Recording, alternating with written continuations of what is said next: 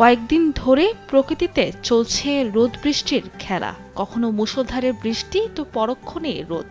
শুক্রবার রোদের উকিতে প্রকৃতি যেন হয়ে উঠেছে সতেজ। গাছে গাছে সবুজে প্রাণোচ্ছল সজীবতা প্রকৃতিতে প্রশান্তি বাড়িয়েছে বহুগুণ। শনিবার ঈদুল আজহার দিন আবহাওয়া কেমন থাকবে এ নিয়ে যারা চিন্তিত তাদের জন্য স্বস্তির খবর দিয়েছে আবহাওয়া অফিস। সিলেট ও চট্টগ্রাম বিভাগে হালকা বৃষ্টিপাত হতে পারে, আর ঢাকা সহ অন্যান্য জেলায় বৃষ্টির কোনো সম্ভাবনা নেই। 3 দিন আবহাওয়ার যে অবস্থা সামগ্রিকভাবে সেটা প্রায় একই রকম থাকার সম্ভাবনা রয়েছে, অর্থাৎ সিলেট, চট্টগ্রাম এবং ঢাকার পূর্বাঞ্চল ব্যতীত উল্লেখযোগ্য বৃষ্টিপাতের সম্ভাবনা সারা দেশে তেমন নেই।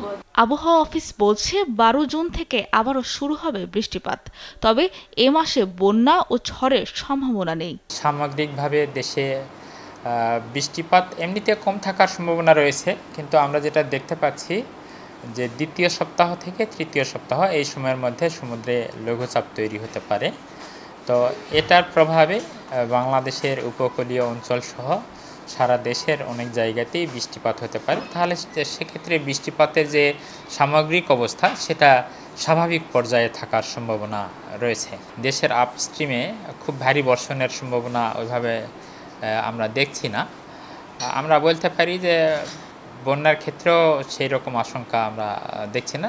ঈদের দিন থেকে পরের 5 দিন তাপমাত্রা প্রায় একই রকম থাকবে বলেও জানিয়েছে আবহাওয়া অফিস। সাবরিনা মজুমদার, দেশ টিভি, ঢাকা।